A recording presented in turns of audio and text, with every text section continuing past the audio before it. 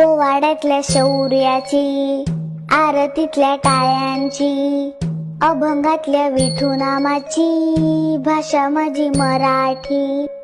भजनातल्या भक्तीची, गाराणातल्या साकड्याची, गोंधळातल्या उदो उदोची भाषा माझी मराठी.